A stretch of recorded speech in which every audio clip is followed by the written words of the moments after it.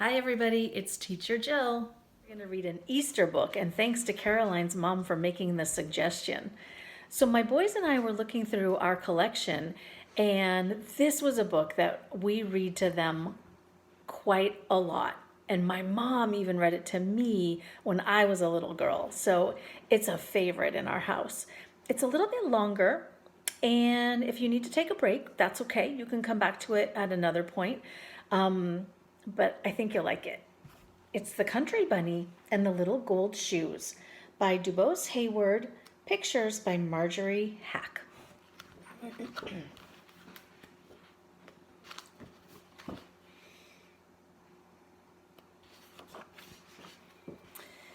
We hear of the Easter Bunny who comes each Easter day before sunrise to bring eggs for boys and girls. So we think there is only one, but this is not so. There are really 5 Easter bunnies, and they must be the 5 kindest and swiftest and wisest bunnies in the whole wide world. Because between sunset on Easter Eve and dawn on Easter morning, they do more work than most rabbits do in a whole year. When one of the Easter bunnies grows old and can no longer run fast, the old, wise, and kind grandfather bunny who lives at the Palace of Easter Eggs calls the bunnies together from the whole world to select the very best one to take the place. Often a mother bunny says to her child, "Now, if you learn to be wise and kind and swift, someday you may grow up to be one of the Easter bunnies." And all of the babies try their very best so that they can grow up and go to work for the grandfather bunny at the Palace of Easter Eggs. One day, a little country girl bunny with a brown skin and a little cotton ball of a tail said, "Someday I shall grow up to be an Easter bunny. You wait and see." Then all of the big white bunnies who lived in fine houses and the jackrabbits with long legs who can run so fast laughed at the little cottontail and told her to go back to the country and eat a carrot. But she said, "Wait and see." The little cottontail grew up to be a young lady cottontail, and by she had a husband, and then one day there were 21 cottontail babies to take care of. Then the big white rabbits and the jacks with long legs laughed and laughed, and they said, "What did we tell you? Only a country rabbit would go and have all those babies. Now take care of them and leave Easter eggs to great big men bunnies like us." And they went away liking themselves very much. Cottontail stopped thinking about hopping over the world with lovely eggs for little boys and girls, and she took care of her babies. And one day when her children stopped being babies and were little girl and boy bunnies, she called them to her and said, "Now we're going to have some fun." Then to 2 of them she gave little brooms and showed them how to sweep out the cottage. And 2 she taught how to make beds. 2 more went with her to the kitchen and in no time at all had found out how to cook a good dinner. And with those went the 2 little dishwashers, and they made the glasses shine like crystal. 2 had little wash tubs full of soap suds, and they washed all the linen, and 2 did all the sewing and mending. 2 who had sweet voices were taught to sing, and 2 more to dance, and these amused all the others while they worked, as so they were happy. 2 others were soon digging in the garden. To 2 she gave paints and crayons so they could make pictures for the walls. And when Mother Cottontail had given out all of the tasks, she looked around and there was only one little boy bunny left, and he was sad and lonely. Then Mother Cottontail said to him, "You are the most polite of all my children, so I shall make you keeper of my chair. And whenever I come to dinner, you shall seat me politely at table." Then one day when the little rabbits were half grown up, she heard a great talk among the woods rabbits. And when she asked what it was about, they said, "Haven't you heard? One of the 5 Easter bunnies has grown too slow, and we are all going to the Palace of Easter Eggs to see old grandfather pick out a new one to take his place." So she called her little cottontails, and they all set off to the palace to see the fun. But their mother was a bit sad, because she thought that now she was nothing but an old mother bunny, and could only look on, and that a big handsome white rabbit or long-legged Jack would be chosen. Well, when they came to the Palace of Easter Eggs, there were bunnies everywhere on the great lawn, and the ones that hoped to be the Easter bunny stood together, and all the others looked at them and clapped their paws. Then the big front door opened, and the old, wise, and kind grandfather came hopping slowly out, and he told the biggest and those with the longest legs to show what they could do. They jumped and ran and showed him their pretty white fur, and they were all very fast and very clever. But still he did not pick one. And he said to them, "You are pretty and you are fast, but you have not shown me that you are either kind or wise." Then his kind old eyes looked everywhere, and at last they rested on little Cottontail Mother when she stood with her children around her. And he called her to come right up to the palace steps. So she took her 21 children and went up and stood before him. And when he spoke, his voice was so kind that she was not frightened at all. And he said, "What a huge family you have, my dear. I suppose they take all of your time." And she said, "When they were babies, that was so. But now they are so well trained that they do most of the work for me." "Ah," he said, smiling, "you must be very wise to train so many children so well. But tell me, do they always look so happy? And do they always hold up their ears so beautifully?" "Indeed they do," she answered.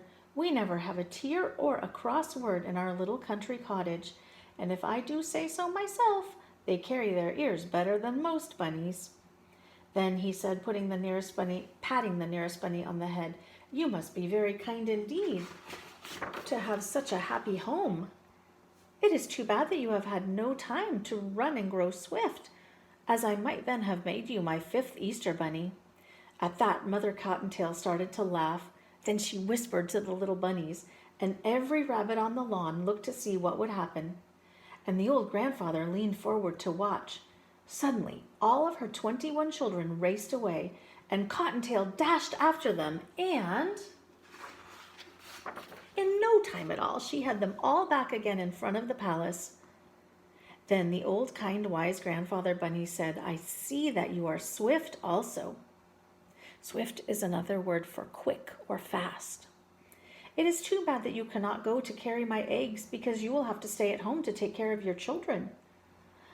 Mother Cottontail nodded her head to the little ones, and they all formed a line and bowed to the grandfather. Then she stepped in front of them and said, "They will take better care of the house than I." Then she called them up 2 by 2, and as she put her hands on the heads of each pair, she said, "These are my sweepers. They keep the cottage as clean as your hand. These make the beds without a wrinkle. These cook my dinner. These wash the dishes. These tend the garden. These wash and dry all the clothes. These do the mending. These sing and these dance to keep us merry while we work. And these are learning to paint pretty pictures for our walls. And this littlest one of all always pulls out my chair for me when I sit to eat. So, you see, I can leave them to take care of themselves until I come home." Then the old, kind, wise grandfather said, "You have proved yourself to be not only wise and kind and swift, but also very clever. Come to the palace tomorrow afternoon, for that is Easter Eve, and you shall be my 5th Easter bunny." The next evening, Cottontail knocked on the big front door and was admitted to the palace. There she stood in her funny country clothes, but none of the other 4 Easter bunnies laughed, for they were wise and kind and knew how to be good friends.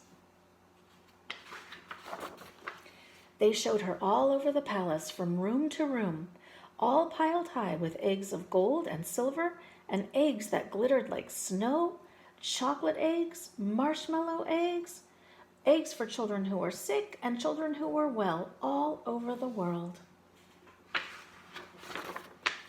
Then, as soon as it was dark enough for the children to be asleep all over the world, the old, wise, kind grandfather gave the word, and the 5 bunnies set to work as fast as they could.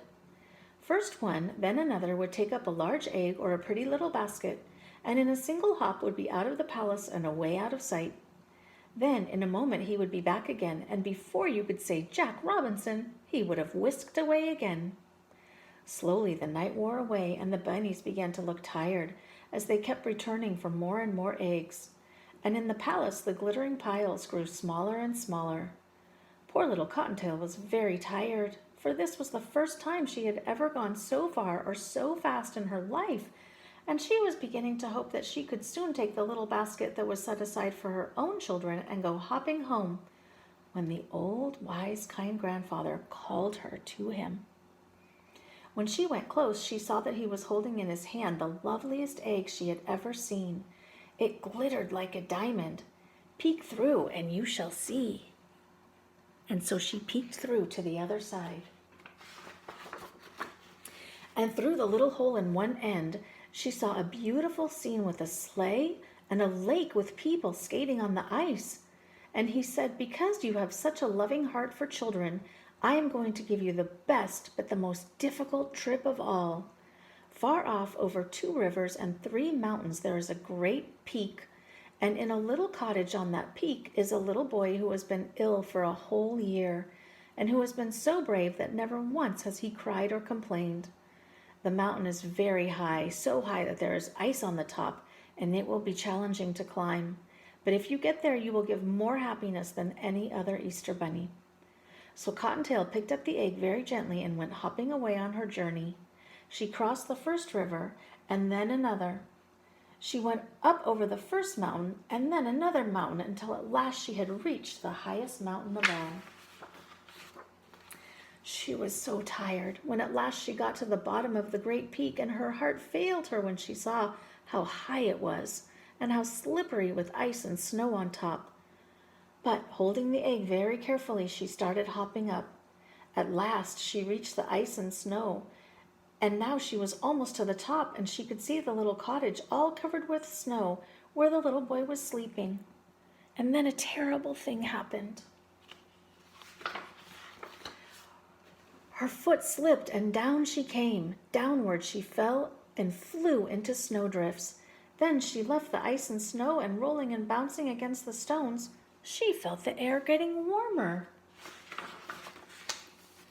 Down, down, down she went, and she crashed through a thicket of budding laurel, rolled across a pasture, and finally struck against the trunk of a great apple tree that was just getting ready to bloom for Easter. And there she lay, with the egg still safely clutched in her paw, but with a great pain in her leg. She tried to rise again because she saw a lovely pink light in the sky, and she knew that in a few minutes more it would be day, and the little boy would be sad if she did not get his egg to him. But the pain was so bad she fell down. Then she felt something touch her shoulder, and she looked up, and there, right before her, way off there, in that distant land, was wise, old, kind Grandfather Bunny. And he smiled at her and said, "You are not only wise and kind and swift, but you are also the bravest of all the bunnies, and I shall make you my very own gold shoe Easter bunny." And he reached over, and she saw for the first time that he was holding a pair of tiny gold shoes in his hand. And he bent down and put them on her feet. Suddenly, all the pain left her leg, and she stood up and picked up the precious egg. Then, before she knew what was happening, she felt a sudden motion, and she found herself flying high up in the air. Over the pasture she flew, over the laurel, over the stones, until at last, when she landed, she looked back and she saw that one single jump had carried her halfway up the mountain. Then she jumped once again, and she was at the cottage door.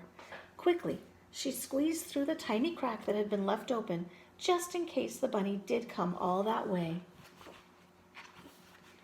And in the hand of the beautiful sleeping boy, she placed the egg.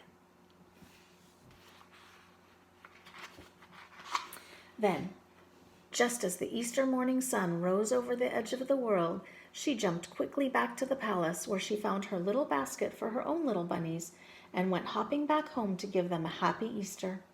Mother Cottontail found that the garden was tended, and sure enough, just as she had said, everything was in order. The floors were swept, and there were 2 lovely new pictures painted and hanging on the wall. The dishes were washed and shown in the cupboard. The clothes were washed and mended and nicely hung away. And her 21 children were all sound asleep in their little beds. And the little house of Mother Cottontail can always be told now from the homes of all other bunnies, because in a special place on the wall, on a very special hook, hangs a pair of very tiny little gold shoes.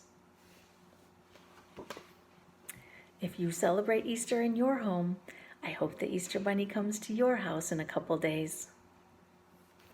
Bye, everyone.